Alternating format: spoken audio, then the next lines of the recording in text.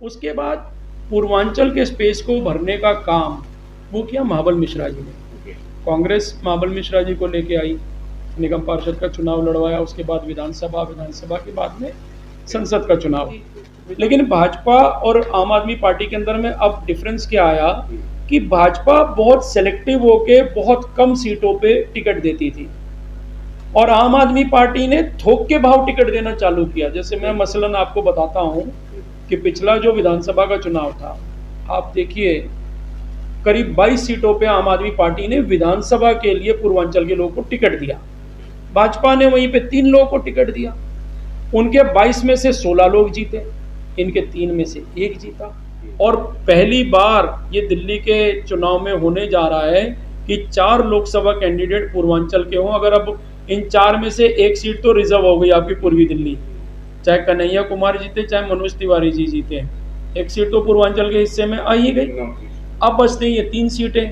इन 3 सीटों में से भी अगर एक आधा सीट आ गई तो बहुत बड़ी उपलब्धि होगी पूर्वांचल के लोगों के लिए। बड़े मजे की बात यह है कि वही लोग 2009 में आके बोला करते थे, देखो एक पूर्वीय को टिकट मिला है, सब मिलकर उसको जिता दो। जो लोकल लोग हैं यहाँ के, गांव के, देहात के, यही ये लीडर जो आज घूम रहे हैं, यही लीडर आके बोलते थे, वो कहते थे वो तो ये रेफ्यूजी है, पंजाबी है, वो तो वहाँ पाकिस्तानी है।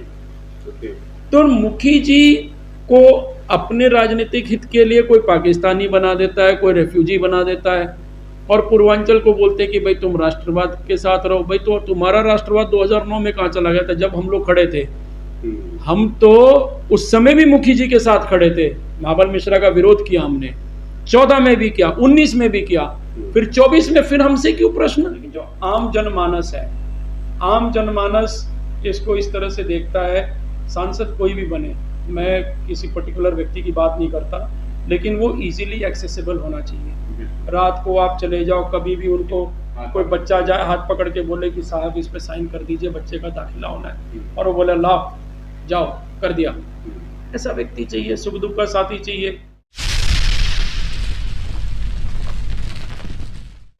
नमस्कार, मैं हूं अनंत कौशिक। आप देख रहे हैं ब्रेक न्यूज दिल्ली एनसीआर। हम लोग इस वक्त मौजूद हैं दिल्ली के द्वारका इलाके में। मेरे साथ मौजूद हैं भाई रॉबिन शर्मा, जो प्रसिद्ध समाजसेवी हैं, द्वारका से आते हैं और बैकग्राउंड जिनकी पूर्वांचल की है और पूर्वांचल का भी बड़ा चेहरा है। एक बड़ी छठ पूजा करते हैं हर साल, जिसमें हजारों हजार की संख्या में जो लोग हैं द्वारका सेक्टर 11 में वो जुटते हैं। दिल्ली में इस समय चुनाव जारी है, 25 मई को मतदान होना है। ऐसे में हर बार की तरह ही ये भी सुना जा रहा है कि जो पूर्वांचल के मतदाता हैं वो किस तरफ शिफ्ट हो सकते हैं, किस तरफ जा सकते हैं। भारतीय जनता पार्टी का साथ देंगे या फिर आम आदमी पार्टी और कांग्रेस का जो अलायंस है पूर्वांचल के जो मतदाता हैं उसके साथ जाएंगे। कहने और देखने वाली बातें तमाम हैं। ऐसे में राय विचार जानना आवश्यक है। रॉबिन शर्मा जी से जानेंगे कि पूर्वांचल का जो मतदाता है आखिर वो किस तरह से सोचता है। रॉबिन जी, बहुत बहुत स्वागत है आपका। धन्यवाद आनंद जी। पूर्वांचल के मतदाता की हमेशा बात होती है, सभी लोगों के अपने दावे हैं। इवन तमाम जो पार्टियां हैं उनने पूर्वांचल के अलग अलग संगठन बना दिए हैं, पूर्वांचल के अलग मोर्चों के अध्यक्ष होते हैं। ऐसे में आपको क्या लगता है कि जो पूर्वांचल है आज दिल्ली में, जो पूर्वांचली मतदाता बहुत बड़ी संख्या में है, किस तरफ जाता हुआ दिखाई देता है? देखिए, मैं आपको बताऊं, पूर्वांचल का जो मतदाता है, पहली बात तो बहुत समझदारी से वोट करता है। बिल्कुल, बिल्कुल। वो किसी के बहकावे में बहकता नहीं है। सारी ये बात सच है कि हर पार्टी, चाहे कांग्रेस हो, चाहे आम आदमी पार्टी हो, चाहे भारतीय जनता पार्टी हो, सब ने पूर्वांचल को अपनी ओर आकर्षित करने का प्रयास किया। इस कड़ी में लीड लिया था एक समय में भारतीय जनता पार्टी ने, जब लाल बिहारी तिवारी जी को टिकट दिया गया था, वो सांसद भी बने थे, आपको ध्यान होगा, पूर्वी दिल्ली से।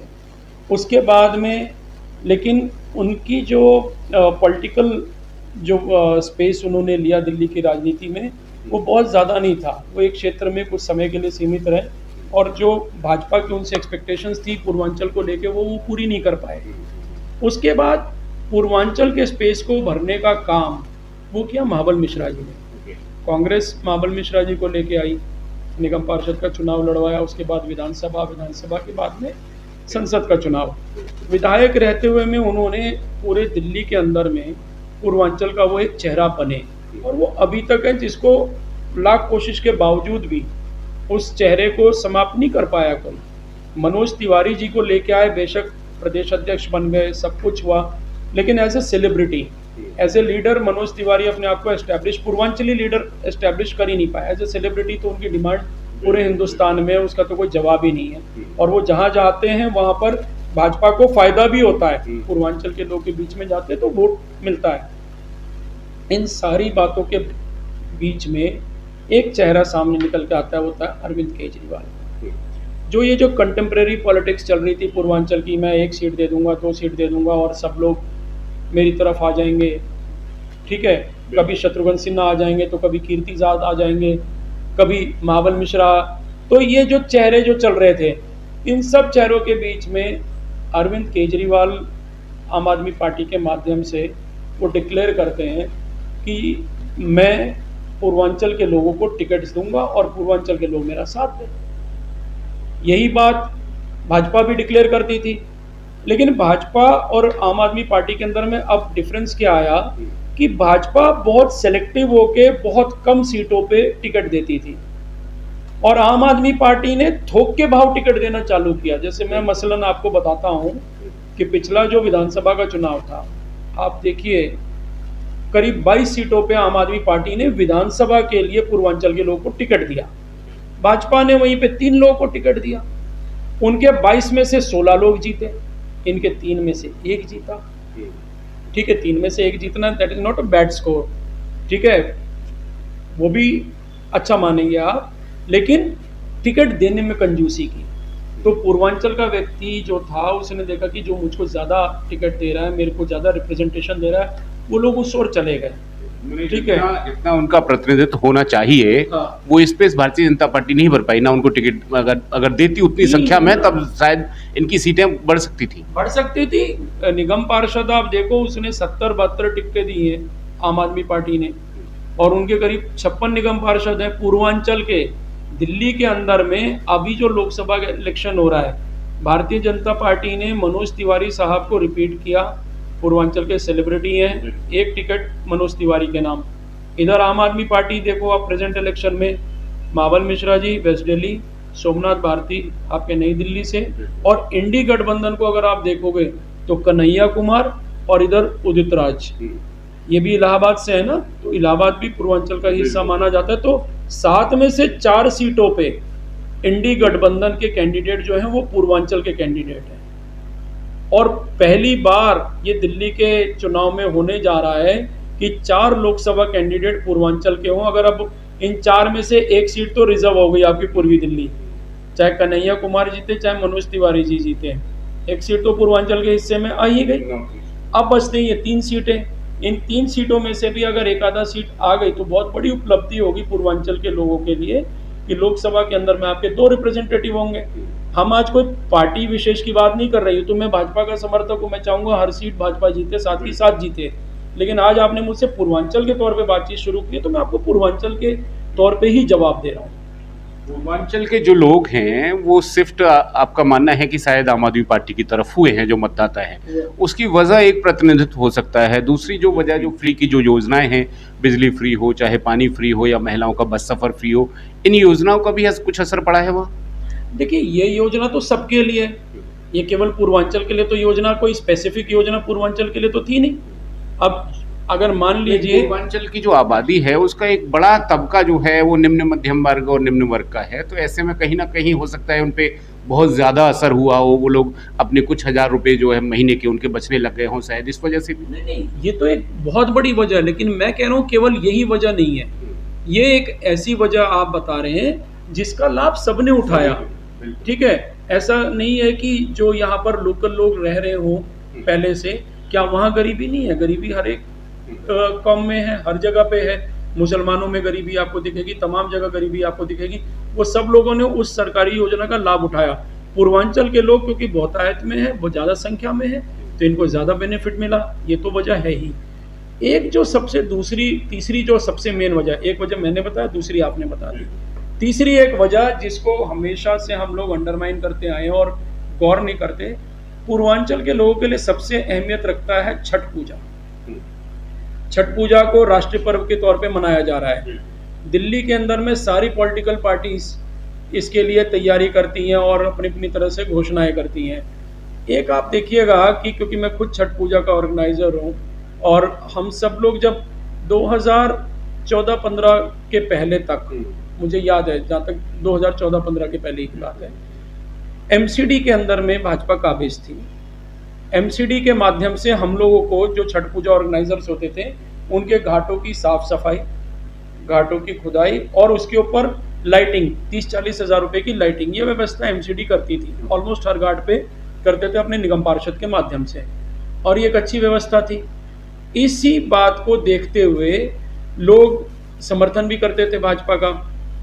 फिर अब आप देखो, केजरीवाल की गवर्नमेंट बनती है, ठीक है, शीला दीक्षित की गवर्नमेंट भी दे रही थी कुछ फायदा छठ पूजा घाटों पे, लेकिन वो बहुत कम था।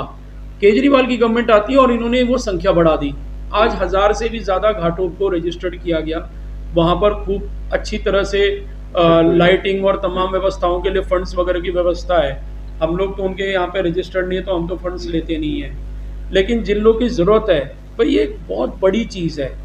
आप किसी आयोजन के लिए, धार्मिक आयोजन के लिए 1,00,000, 1.5 लाख, 2 लाख रुपए किसी स्थान को देते हैं, 50,000, 60,000, हर व्यक्ति का आयोजन है ना। तो आप सोचो, पूर्वांचल का व्यक्ति क्यों नहीं कनेक्ट करेगा।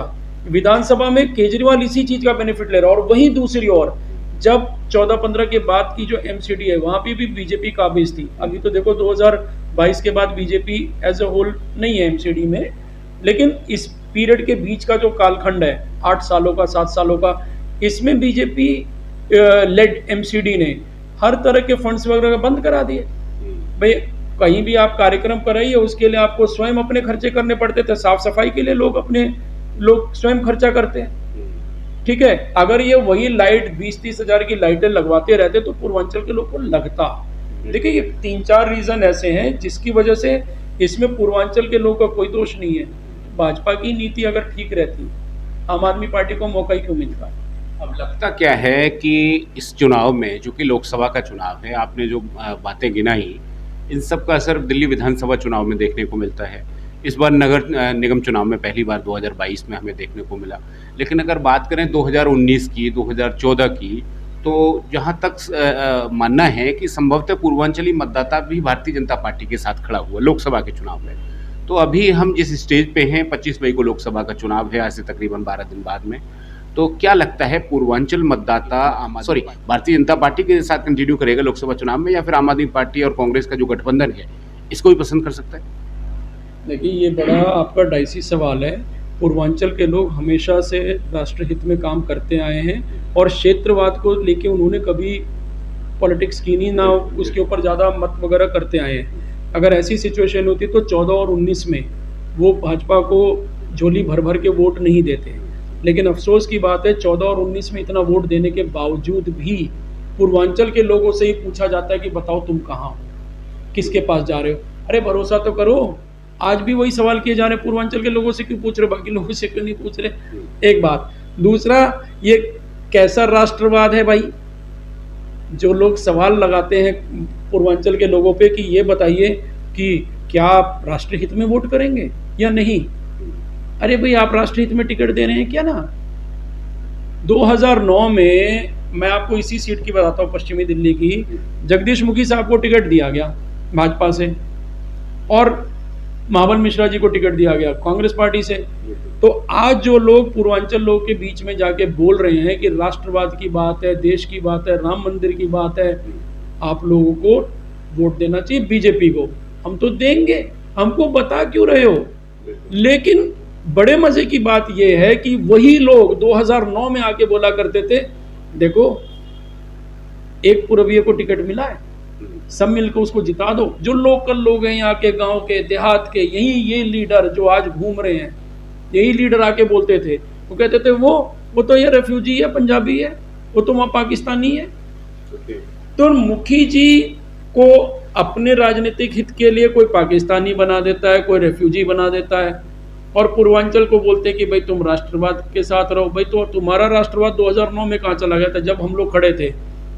हम तो उस समय भी मुखी जी के साथ खड़े थे, महाबल मिश्रा का विरोध किया हमने, 14 में भी किया, 19 में भी किया, फिर 24 में फिर हमसे क्यों प्रश्न।